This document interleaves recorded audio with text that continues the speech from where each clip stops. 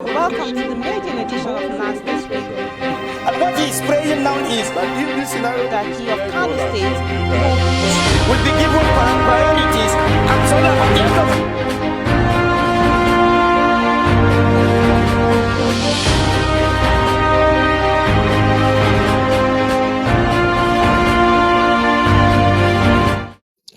The House of Representative member representing Ajeromi, Ifelodun Federal Consistuency of Lagos State, Honorable Adeboye Paul described the 2024 budget as ambitious, explained the dynamism of the budget.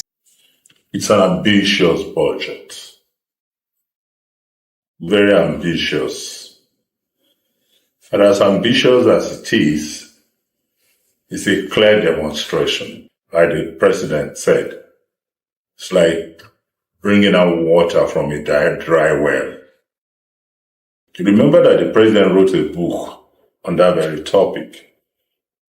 He wrote a book on that very topic and he was describing his experience in Lagos State. When he came to Lagos, we had a very low revenue generation, about 600 million. And he grew it to about almost, 5, 6, 7, 8 billion before he left.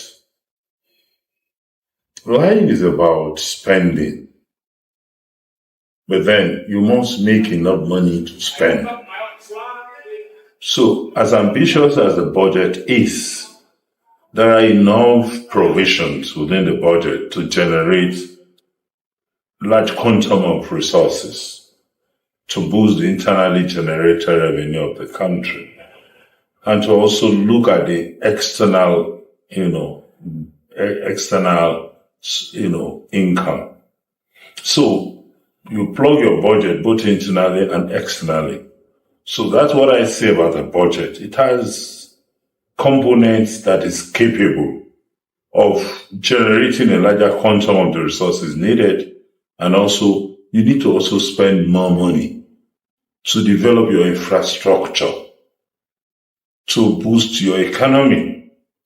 There must be enough to spend. Though there will never be enough till the kingdom come. But you must have sufficient that is manageable, that is tolerable, that of course can put smiles on the faces of your citizens. So the way I look at the budget, that's the way I say the budget. A budget very dynamic.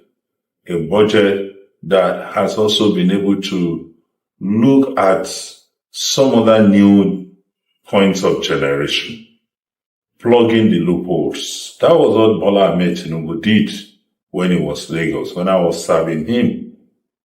He came in and then everybody felt that what he, first of all, expanded the cabinet. This was a very narrow cabinet and whatever. He expanded the cabinet and people said, oh, you are spending too much money. Why do you want to spend more money? Like what is happening today? People have criticized to say that you have a large cabinet. But then those cabinets are just not large. Everybody has a responsibility.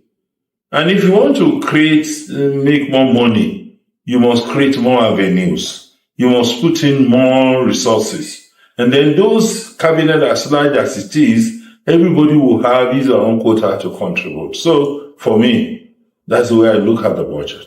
Given insight into why Nigeria should borrow, he says though the larger part of the revenue goes into servicing of the budget, we have so much challenges our resources cannot solve. Who is not borrowing? Mention one country that America is borrowing. America has one of the largest borrowing, profile. So there is nothing wrong in borrowing. What they said, if you borrow 10 naira and you're not able to repay back, you deny yourself of more borrowings. And then a developing country like ours must borrow enough and continue to borrow. Because it is an act of borrowing that you create more avenues for development. So we have so much challenges and our resources cannot cope. So as long as we keep borrowing and as long as we keep servicing our debts, Yes, I know that the larger percentage of our revenue is going to external servicing of our external borrowings. But then, that's what life is all about. It's a continuum. If you don't borrow and you don't have, then you want to go and steal. So make a choice. And if you want to steal, it's when I make my own available for you that you can steal it. If you cannot borrow, you don't have enough, and you cannot steal, then you want to go into comatose. The society will. So we need money. We need plenty of money. It's also important to also mention that as long as those borrowings are deployed to development, don't forget, before the current president came to office, we were borrowing to pay salaries. Now we're not borrowing to pay salaries. So that makes a difference. We are borrowing to do infrastructural development, to do development of the country. So I don't see anything wrong about borrowing.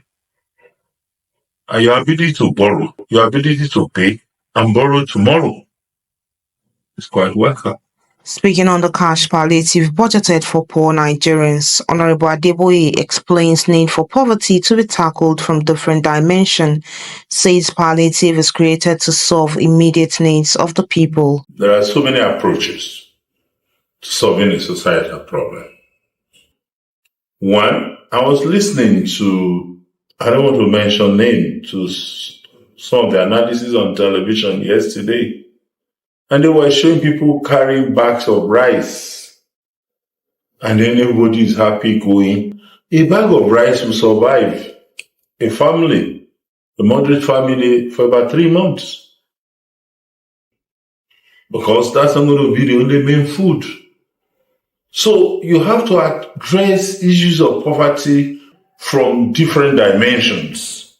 First dimension is to approach it from the dimension of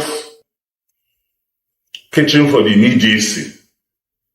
The immediacy is about palliative, provision of foods. That's the immediate solution. This medium solution is to create opportunities for people to earn more income, to be able to trade. And that's what all the ministries are also trying.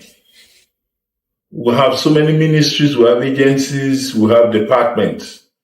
If you look at the budget that we're looking at now, it is for those ministries, agencies, and departments to create rooms for medium-term solution.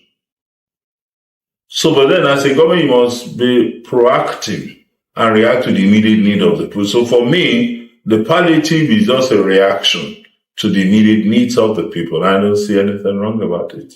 Comfort Olayinka, Eco Hot TV.